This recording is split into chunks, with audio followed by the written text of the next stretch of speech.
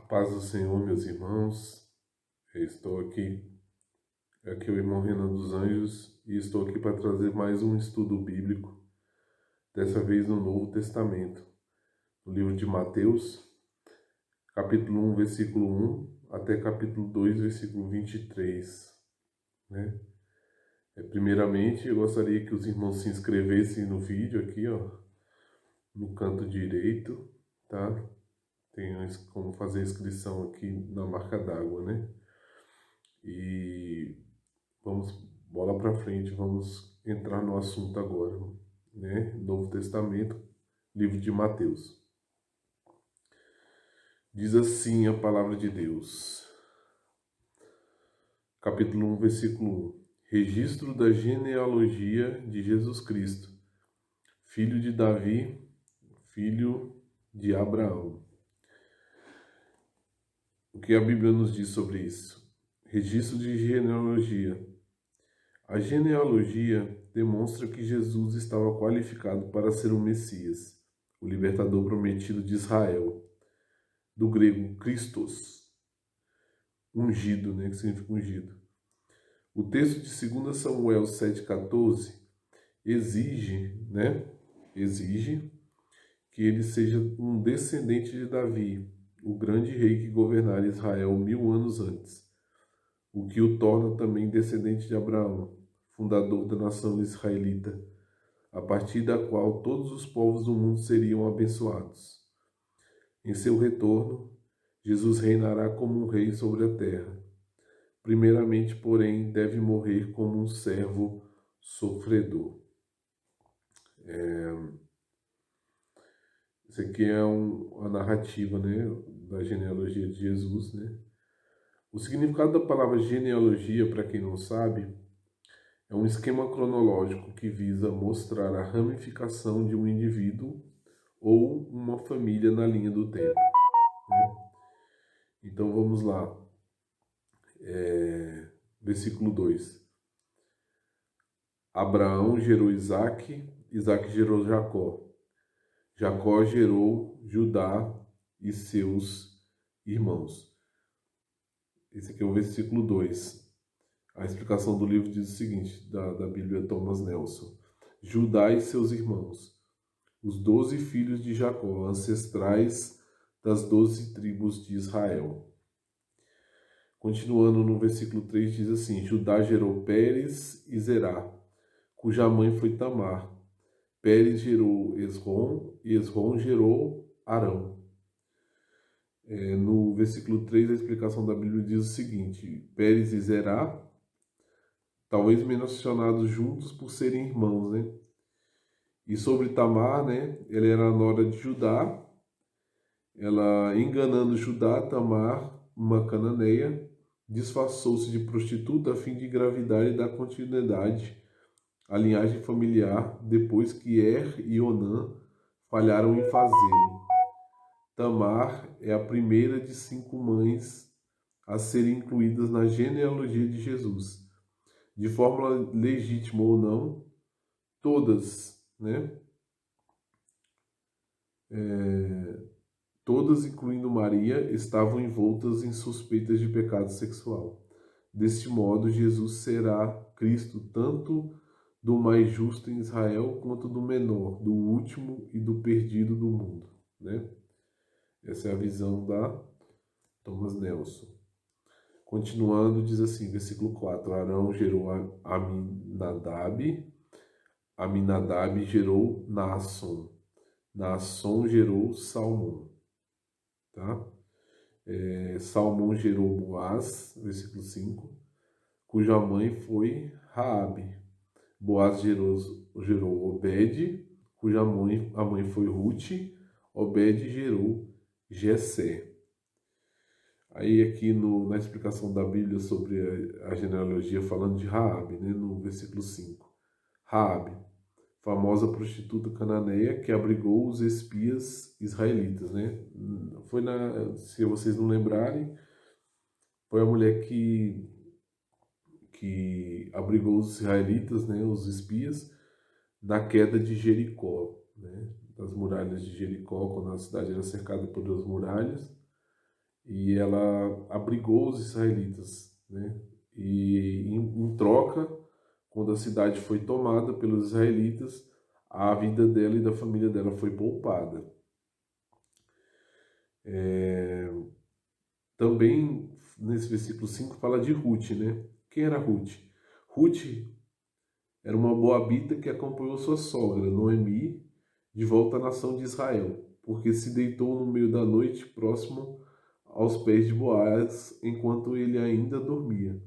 Costume antigo que aparentemente equivalia a uma proposta de casamento. Ruth se expôs à suspeita de sexo ilícito, ainda que a acusação tenha sido infundada, né?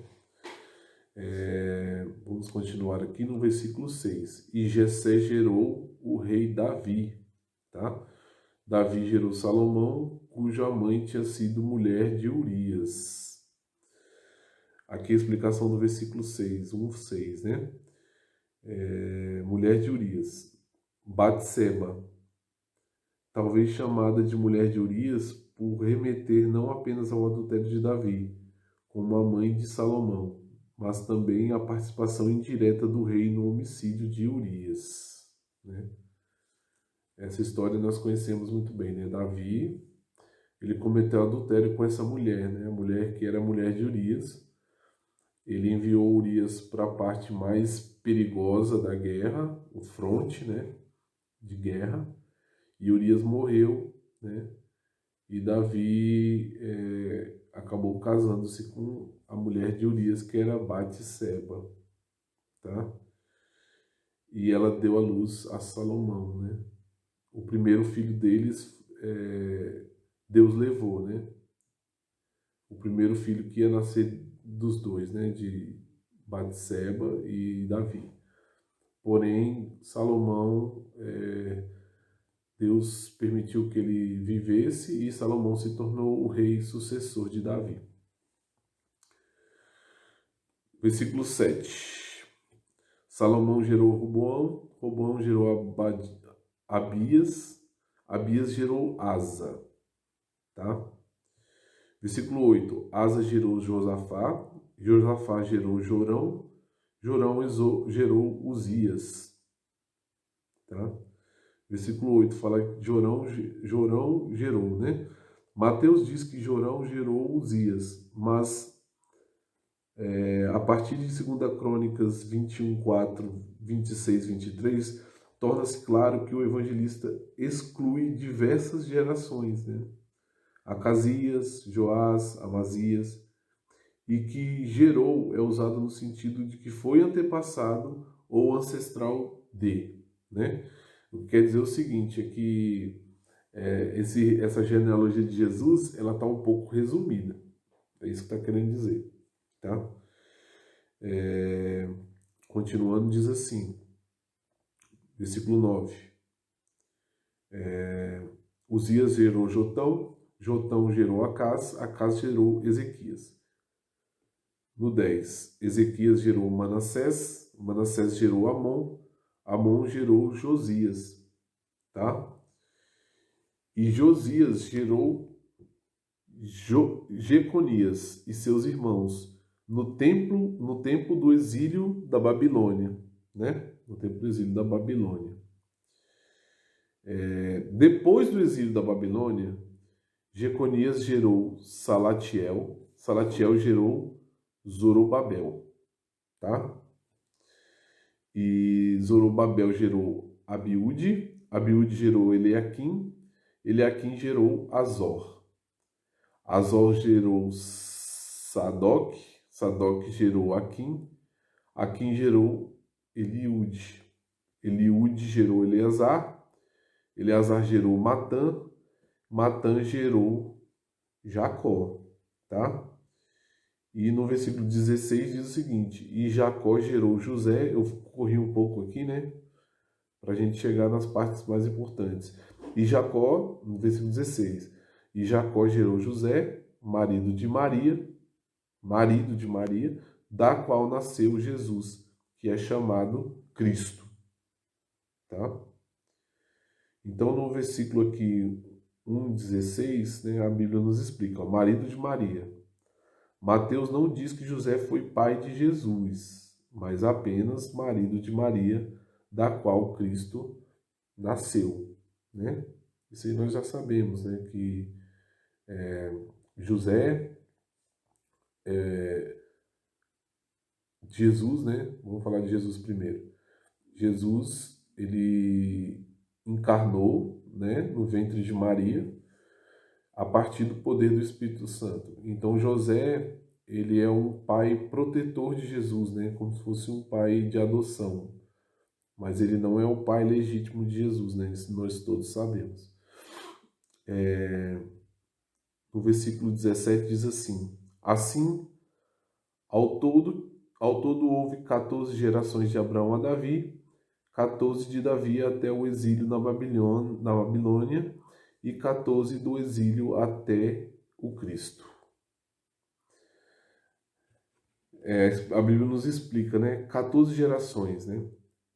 Ao fazer uma contagem tanto inclusiva quanto exclusiva, Mateus seleciona membros suficientes da linhagem de Jesus para criar 3 segmentos de 14 nomes, porque a língua hebraica usava letras como numerais. As consoantes de cada palavra grega resultavam na soma de determinado número, prática chamada de gematria, ao menos no caso de uma das pronúncias de Davi. O valor numérico para as consoantes hebraicas é 14. D mais V mais D. 4 mais 6 mais 4. É provável que Mateus tenha usado um recurso judaico para ressaltar Davi como o ancestral mais importante de Jesus. O rei israelita também aparece como o 14º nome na genealogia, né? É uma explicação aqui, né? Porque de Abraão a Davi, né, foram 14 gerações, assim, de acordo com a genealogia aqui de Mateus, né? Como eu já expliquei um pouco mais atrás, houve algumas gerações que não foram contadas, né? Algumas gerações foram ocultadas. Então, de acordo com Mateus aqui, né, houve 14 gerações de Abraão a Davi, de Davi até o exílio na Babilônia, 14, e 14 do exílio até o nascimento de Cristo. Certo? Versículo 18. Foi assim o nascimento de Cristo, Jesus Cristo. Maria, sua mãe, estava prometida em casamento a José, mas antes que os se unissem, achou-se grávida pelo Espírito Santo. Né? A explicação é o seguinte, ó, prometida em casamento. O noivado era um compromisso legalmente vinculativo no judaísmo antigo, no qual o rapaz se casava por volta de 18 anos e a moça ainda no início da adolescência. Antes do casamento, ambos não podiam viver juntos e deviam se abster de relações sexuais. Grávida pelo Espírito Santo. Jesus não teve paternidade humana, mas foi concebido pelo poder de Deus de forma sobrenatural. Espírito Santo, modo comum no Novo Testamento de se referir ao Espírito Divino, quase sempre chamado no Antigo Testamento de Espírito de Deus ou de Espírito do Senhor. Reflexão cristã no modo como a Bíblia o retrata. Levou ao entendimento de que o Espírito é uma das 3 pessoas da Trindade. Muito boa a definição do livro, né? Eu também vejo, né? Algumas pessoas não veem assim dessa forma. Pai, Filho e Espírito Santo, um só Deus, tá? Porém, 3 pessoas distintas, 3 pessoas diferentes, tá? O Pai seria uma pessoa, na minha concepção, e de muitos biblistas também. O Filho seria uma outra pessoa e o Espírito Santo uma outra pessoa.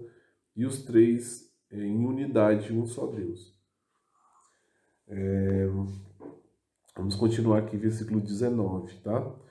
Por ser José, seu marido, um homem justo, e não querendo expô-la à desonra pública, pretendia anular o casamento secretamente, né?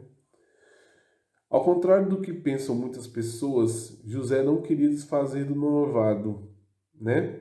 Antes de casar. E sim se casar e depois dar a carta de divórcio para Maria, para que as pessoas achassem que o filho era dele e que ele havia a repudiado por outro motivo, livrando-a de uma severa punição. Então, José era um homem muito bom, né? Um homem muito espiritualizado. Então, ele pretendia, se ele se afastasse de Maria, sendo Maria grávida, né? A vida de Maria poderia até correr risco, né? Porque naquela época as mulheres, né, que engravidavam sem ser casadas corriam risco até de apedrejamento. Então, José tomou a seguinte decisão no seu interior: eu vou me casar com Maria. Esse era o pensamento dele. Vou ficar com ela um tempo para que as pessoas achem que o filho que está no ventre dela veio de mim e vou pedir a carta de divórcio por algum outro motivo para que ela não venha a sofrer severa punição, né? Então essa é a ideia, foi a ideia de José.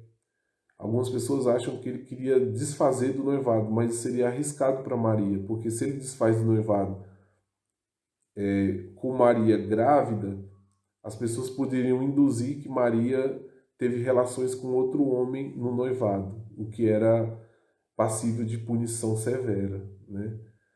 Então, continuando no versículo 20, diz assim, ó: mas depois de ter pensado nisso, apareceu-lhe um anjo do Senhor em sonho e disse: José, filho de Davi, não tema receber Maria como sua esposa, pois o que nela foi gerado procede do Espírito Santo.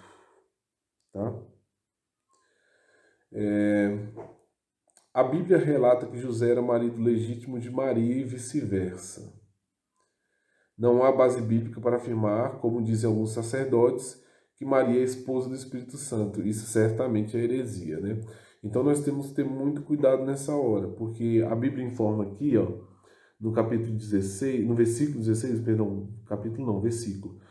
E Jacó gerou José, marido de Maria. Então José era considerado marido de Maria, né? E quando José teve essa ideia, né, de, de, de se casar com Maria e depois pedir a carta de divórcio, um anjo apareceu para José, né, e ele falou: não tema receber Maria como esposa. Então Maria, ela é esposa de José, né? Muitos sacerdotes falam que Maria é esposa do Espírito Santo. Isso daí não tem base bíblica nenhuma, tá? Maria não é esposa do Espírito Santo, né? O que aconteceu foi que Maria foi uma mulher escolhida, bem-aventurada entre as mulheres, e foi uma mulher escolhida para carregar no ventre o Salvador. E o poder do Espírito Santo, a sombra do Espírito Santo, encobriu Maria e ela se achou grávida do Espírito Santo. Mas não significa que ela é esposa do Espírito Santo, seja outra história que o pessoal inventa, tá bom? Então vamos lá. Versículo 21, tá? Ela dará à luz a um filho e você deverá dar o nome de Jesus, porque ele salvará o seu povo dos seus pecados, tá? A explicação da Bíblia sobre esse versículo é o seguinte: não é surpreendente ter sido necessária a aparição de um anjo para convencer José de que Maria não havia sido infiel e de que ele poderia dar continuidade ao plano de casamento. O anjo se dirige a José como filho de Davi, a fim de prepará-lo para a promessa de que Maria dará à luz a um filho, o qual cumprirá o papel de Messias. Porém, em vez do libertador político pelo qual muitos judeus ansiavam, a criança viverá para morrer e trazer salvação espiritual a Israel. Tá? Vamos lá. 22. Tudo isso aconteceu para que se cumprisse o que o Senhor dissera pelo profeta. A virgem ficará grávida e dará luz a um filho, e o chamarão de Emanuel, que significa Deus conosco. O que a Bíblia nos fala sobre isso? Versículo 22. Para que se cumprisse. Mateus declara que o Antigo Testamento está se cumprindo nos acontecimentos da vida de Jesus. Cristo cumpre algumas das profecias de maneira única, enquanto outras são tipológicas, nas quais ele é o cumprimento final de algum tipo do Antigo Testamento. Aqui o texto do Antigo Testamento em questão é Isaías 7,14. O contexto imediato da passagem sugere um cumprimento parcial nos dias de Isaías. Antes que o menino saiba rejeitar o erro e escolher o que é certo, a terra dos 2 reis que você teme ficará deserta. Os 2 reis são Rezim e Peca. Isaías 7:1. Muito bem, vamos continuar aqui, né?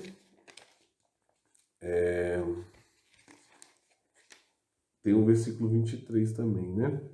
Tem a explicação. A palavra virgem, usada no versículo 23. A palavra hebraica corresponde também qualquer moça em idade nupcial, porém o contexto maior de Isaías promete um filho que será chamado maravilhoso conselheiro, Deus poderoso, Pai eterno, príncipe da paz, e que haverá paz sem fim sobre o seu reino. Isso nunca foi verdade acerca de nenhum rei israelita antigo. A palavra grega que Mateus usa para virgem, paternos, se refere de modo mais consistente a uma mulher que nunca teve relações sexuais. A Septuaginta, tradução grega pré-cristã do Antigo Testamento, já havia escolhido paternos na tradução do texto hebraico. Ao que tudo indica, ao menos alguns círculos judeus pré-cristãos pensavam que a passagem tinha duplo cumprimento profético. Emanuel quer dizer Deus conosco, expressão que também aponta para além de uma criança comum nos dias de Isaías. Vamos ao versículo 24. Ao acordar, José fez o que o anjo do Senhor lhe tinha ordenado e recebeu Maria como esposa, tá? Mas não teve relações com ela enquanto ela não deu à luz a um filho, e ele pôs o nome de Jesus. O que quer dizer? Qual é a explicação do livro para isso? José obedece à instrução do anjo, não sabendo quando ele e Maria realizarão a cerimônia de casamento. Porém, ambos permanecem castos até o nascimento de Jesus, né? Aí a explicação do versículo 25. Não teve relações com ele enquanto ela não deu à luz um filho. A interpretação mais natural, né, é que ambos, depois do nascimento de Jesus, tiveram relações conjugais, normalmente. Isso aí é óbvio, né? As pessoas não querem acreditar, né? Querem colocar a virgindade de Maria como se fosse algo que ela ficou virgem do começo da vida dela até o final. E isso daí não é bíblico, né? Porque a Bíblia fala que eles não tiveram relações até o nascimento de Jesus, né? Mas depois, inclusive, tem outras passagens bíblicas que falam que Jesus teve até irmãos, né? Vamos continuar. Capítulo 2 de Mateus. Depois que Jesus nasceu em Belém da Judéia, nos dias do rei Herodes, magos vindos do Oriente chegaram a Jerusalém. Tá? Vamos explicar aqui o versículo. Belém da Judéia, pequeno vilarejo a cerca de 8 quilômetros a sul de Jerusalém, local de nascimento do antigo rei Davi, nos dias do rei... Não, local de nascimento do antigo rei Davi. Quando a passagem fala nos dias do rei Herodes, né? Rei Herodes. Herodes o Grande era edomita, desqualificado em linhagem para ocupar sua posição. Entretanto, foi um diplomata astuto e financiador de muitas obras públicas na Judéia, tendo iniciado uma dinastia cujos descendentes também seriam chamados de Herodes no Novo Testamento, tá? A parte que fala dos magos vindos do Oriente, astrônomos ou astrólogos que serviam nas cortes reais da Pérsia e da Arábia. Cria-se que a aparição de uma nova luz celestial sobre determinada terra servia de sinal antecipatório do nascimento de um rei nesse mesmo país. Embora houve diversas tentativas de igualar a estrela a um cometa, um alinhamento de planetas ou outro fenômeno natural, uma explicação sobrenatural é melhor, principalmente porque a estrela guia os magos de Jerusalém a Belém. Tá?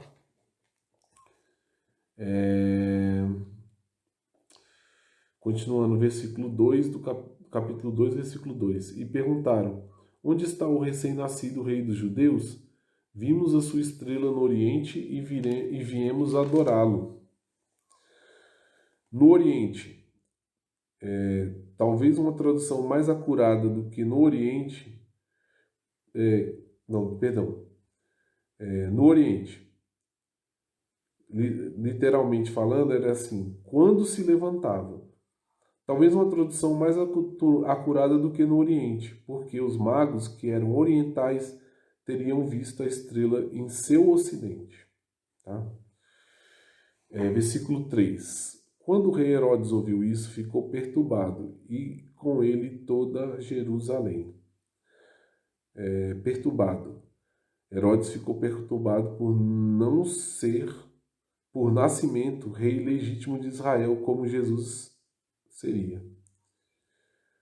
Toda Jerusalém pode se referir particularmente aos diversos líderes políticos e religiosos estabelecidos por Herodes, igualmente ilegítimos de acordo com a lei judaica. Vamos lá, versículo 4. Tendo reunido todos os chefes dos sacerdotes do povo e os mestres da lei, perguntou-lhes onde deveria nascer o Cristo. Chefes dos sacerdotes, sacerdotes regentes encarregados pela adoração no templo de Jerusalém, mestres da lei, estudiosos judaicos da época, treinados profissionalmente no ensino e na aplicação da lei do Antigo Testamento. A ignorância de Herodes quanto à profecia de Miqueias 5 demonstra que sua suposta conversão ao judaísmo não envolveu familiaridade com a escritura hebraica. Versículo 5. E eles responderam, em Belém da Judéia, pois assim escreveu o profeta. Mas tu, Belém, da terra de Judá, de forma alguma és a menor entre as principais cidades de Judá, pois de ti virá o líder, que, como pastor, conduzirá Israel, o meu povo. O nascimento de Jesus em Belém cumpre a predição de uma profecia direta de Miqueias 5:2 e também alude a 2 Samuel 5:2. Mateus acrescenta a frase: de forma alguma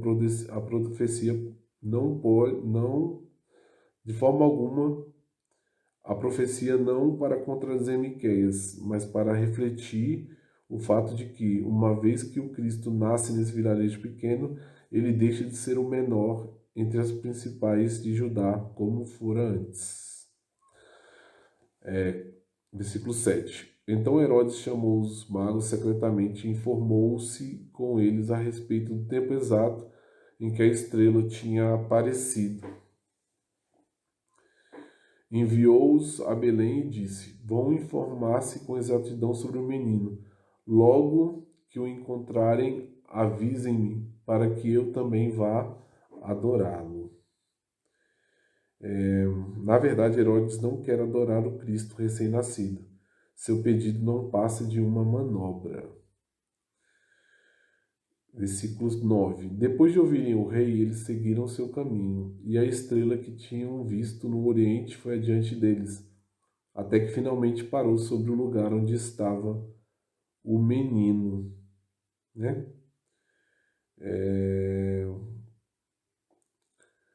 Quando tornaram a ver a estrela, encheram-se de júbilo.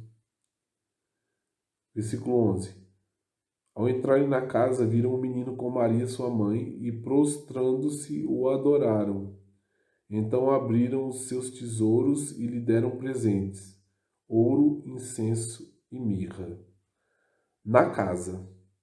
Mostra que os magos não visitaram o bebê Jesus na manjedoura na noite em que nasceu, ocasião em que os pastores estavam presentes, mas que chegaram meses depois. O adoraram. Ao contrário de Herodes, os magos de fato adoram o bebê. Pagãos gentios vieram a conhecer o verdadeiro rei do universo, enquanto líderes importantes de Israel o rejeitaram. Ouro, incenso e mirra, presentes dignos de um rei, que não contém necessariamente simbolismo adicional. Entretanto, pode ser uma alusão a Isaías 60, com sua imagem de estrangeiros, incluindo reis, afluindo com riquezas, incluindo ouro, a Jerusalém na era vindoura. Incenso, resina perfumada e mirra, especiaria aromática, aparecem no CT 36 como especiarias desejáveis, vendidas por mercadores viajantes. Não informados acerca do número de magos, a tradição diz que eram 3. Talvez tenha surgido da menção dos 3 presentes. Então a tradição ela diz que são 3 reis magos. A Bíblia não fala nada sobre isso, que eram 3, né? Os magos. Porém,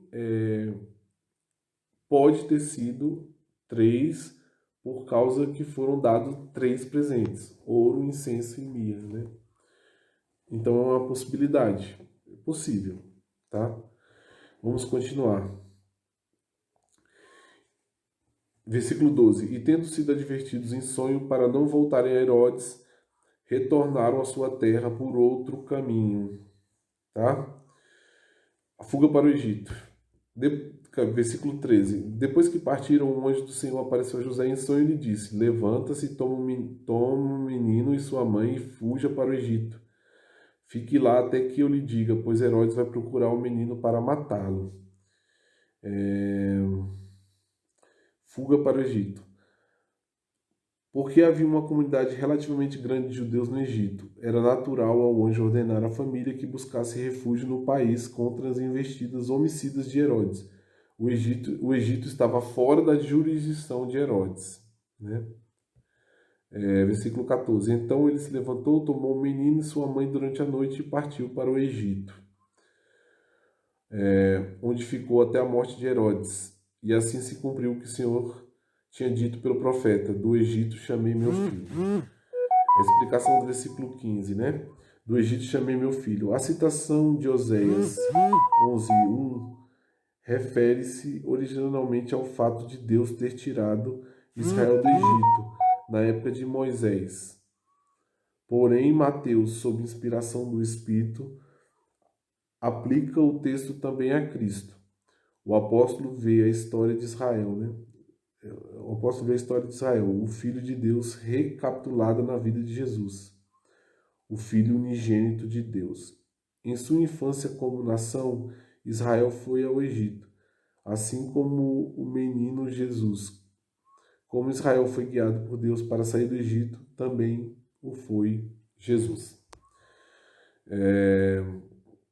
Quando Herodes percebeu que havia sido enganado pelos magos, ficou furioso e ordenou que matasse todos os meninos de 2 anos para baixo, em Belém e nas proximidades, de acordo com a informação que havia obtido dos magos. Sobre esse versículo 16, capítulo 2 de Mateus, eu tenho a dizer o seguinte: além do relato do versículo que diz que os magos encontraram Jesus em uma casa e não na manjedoura, ainda temos esse indício de que Herodes manda matar meninos de 2 anos para baixo, somado categoricamente ao versículo 1, capítulo 2 de Mateus, que diz: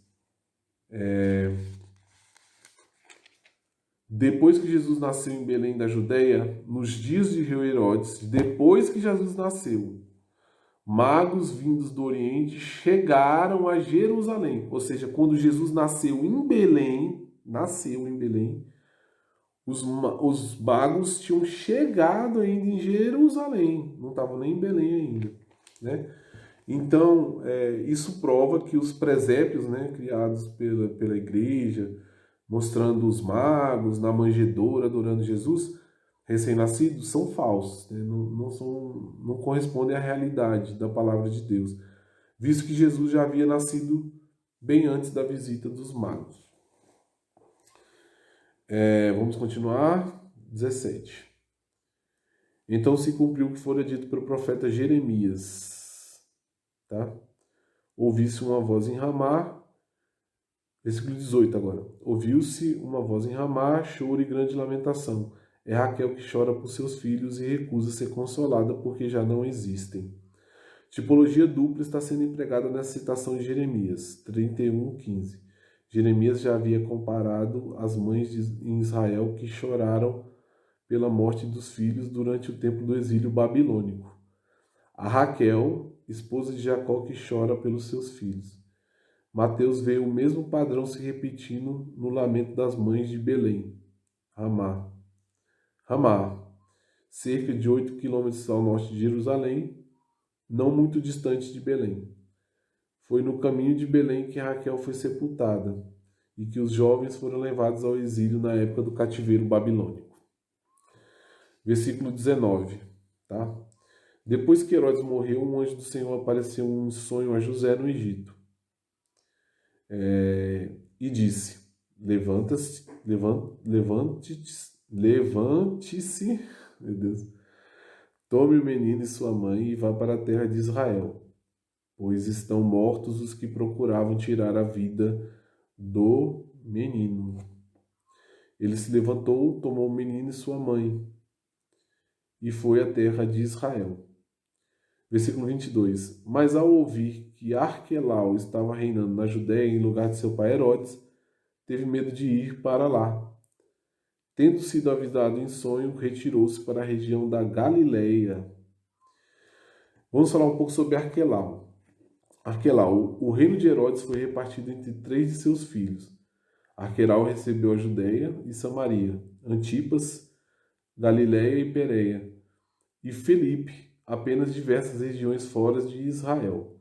Arquelau foi o pior dos 3, a ponto de Roma o depor em 6 depois de Cristo. Ano 6, tá? Depois de Cristo. Após uma delegação de judeus reclamar de sua crueldade. Judéia tornou-se então uma província romana, administrada por governadores nomeados pelo imperador. Confira a dinastia herodiana para saber mais sobre a segunda geração de Herodes. Tá? Vamos ao versículo 23 e último versículo da nossa lição de hoje. E foi viver numa cidade chamada Nazaré. Assim cumpriu-se o que fora dito pelo profeta. Ele será chamado Nazareno. Jesus, né? Chamado Nazareno. Nenhum texto do Antigo Testamento contém essa citação, mas Mateus indica que está aludindo a diversas passagens a um tema bíblico mais abrangente ao mencionar profetas no plural. Pode ser que o apóstolo esteja fazendo um trocadilho com a palavra hebraica Nezer, ramo, título messiânico em Isaías, ou Nazir, príncipe. Nazareno também pode se referir a alguém de uma região insignificante ou sem reputação. Segundo a profecia de que o servo do Senhor seria desprezado e pouco estimado, menos provável é que Nazareno seja derivado de Nazireu, pois as consoantes hebraicas são diferentes. Então, meus irmãos, essa é a mensagem ao estudo bíblico do dia, tá? Mateus capítulo 1, né? Começamos Mateus capítulo 1. Eu gostaria que os irmãos, se for da vontade dos irmãos, quem não se inscreveu, se inscreva aqui, ó, ative o sininho, tá? E dê um like pra gente. tá bom? Que Deus abençoe vocês. Fiquem com Deus, tá? Até a próxima.